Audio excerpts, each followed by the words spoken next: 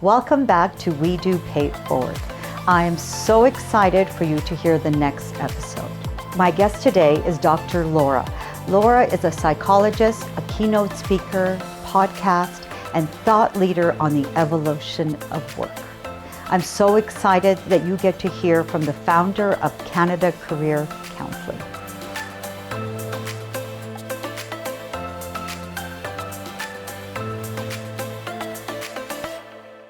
Welcome. I'm Milena and this is We Do Pay It Forward.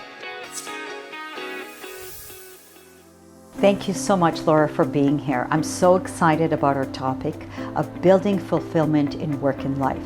Women entrepreneurs usually have a lot of struggles and lots of struggles balancing their careers in essence, their businesses, their home life, and their own personal.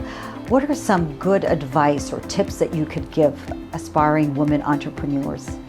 Well, I think, Milena, it's about making sure they have a sense of purpose and meaning in whatever they're doing. And that's what I've dedicated a lot of my career to, is helping people of all genders and backgrounds to achieve fulfillment and meaning in their work life. And women entrepreneurs in particular, I totally agree with what you're saying. There's a lot to juggle, there's a lot going on in their lives, and over the years I've found, in particular, when they're starting an entrepreneurial journey, it can be a roller coaster ride. And at various life transitions, women entrepreneurs who become parents and take mat leaves and things like that, there's extra pressures and challenges about how do I balance it and juggle it and maintain a clear sense of purpose in why I'm doing this entrepreneurial journey. So what would you say, so if a woman is going through that, like for instance, I felt that after the pandemic, it was a whirlwind, and when everything reopened, it felt like I'm back at the startup. I was being pulled in so many directions. I was working 80-hour work weeks, very similar to what a startup is. What advice would you give someone like myself who was going through all that? Surround yourself by a team helpful. So a team helpful in my mind has always been people who are both professionals and trusted friends who can support you through this journey. And I think we're all on a physical, mental, emotional, and spiritual journey. And there's different helpful people and professionals that come into our lives for a reason and a purpose, and I think it's about not doing it alone. And I think a lot of female or women entrepreneurs are high achievers and they can risk burnout by working all the time. And it's so important to take care of your health and well-being, because as I get into my late 40s, I notice that health is something you got to keep an eye on, because if you don't, it taps you on the shoulder and it says, you're not paying attention to me.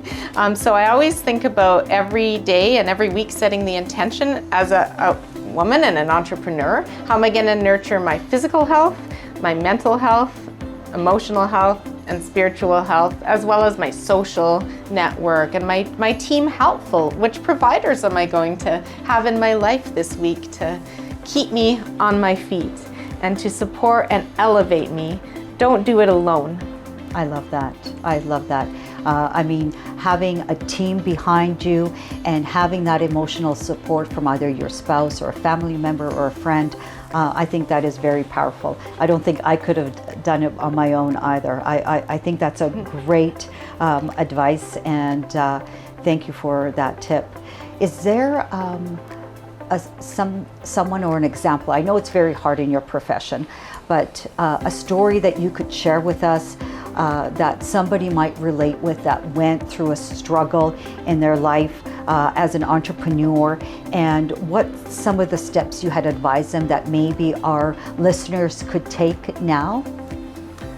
Yes, so I think, so at Canada Career Counselling and Calgary Career Counselling, we've always worked on helping people through various pivots. So people come in confused, uncertain, unclear about their next steps. So, I've had a lot debating whether to become an entrepreneur. So they're in the corporate world and they're, I think I want to do my own thing, and they're tired of all the bureaucracy and politics and challenges of corporate. But I think it takes a certain set of DNA or ingredients to really fit with entrepreneurship. And I think we just need to assess that and take that carefully and just make sure that they're not going to go into entrepreneurship and have an equally stressful sort of set of conditions, right? So I think it's important to really explore, is entrepreneurship a fit? And once they're in it, to understand at various junctures, they're still going to make pivots as an entrepreneur like you did during a curveball time, during a time of transition. And as a serial entrepreneur myself, I was in a time of transition 6 months ago and figuring out what I want to do next and practicing what I preach, which is sometimes easier said than done, but really looking at who am I, what's important to me, what am I good at doing? So write a column of what you're good at doing, and then a column beside it of these things I'm good at doing, what do I actually love to do? And you'll be surprised because there's things that you're good at doing that you actually don't enjoy, right? And there's things that you're good at doing that you love. So if you can try to pinpoint and do more of the things that you love and you're good at, that's the sweet spot. I love that. I've been asked through different students to be a mentor, or this is really good advice that I'm going to take it to my mentees when they're looking at the idea generation. I'm like, is this the right business for me? So this is a great idea that I can now tell them, and our audience, I'm sure, can take that in. So here's another question. You, as you said, you just went through life-changing in the last 6 months. What are you looking forward to for your next entrepreneurial journey? So my podcast was meant to really focus on helping organizations thrive, helping people to thrive, and helping with career fulfillment, as well as advocating for a better world, because charity and ending violence against girls and women, for example, are causes near and dear to my heart. So I do cover a lot of ground, but the podcast is really relevant and the episodes are evergreen. So there's episodes that are still applicable 2 years later because they cover really important topics that I've learned from myself. I love that. Thank you so much, Laura. Now, if somebody would need to get a hold of you or wants to get a hold of you or Canada Career Counselling, how do they go about doing that?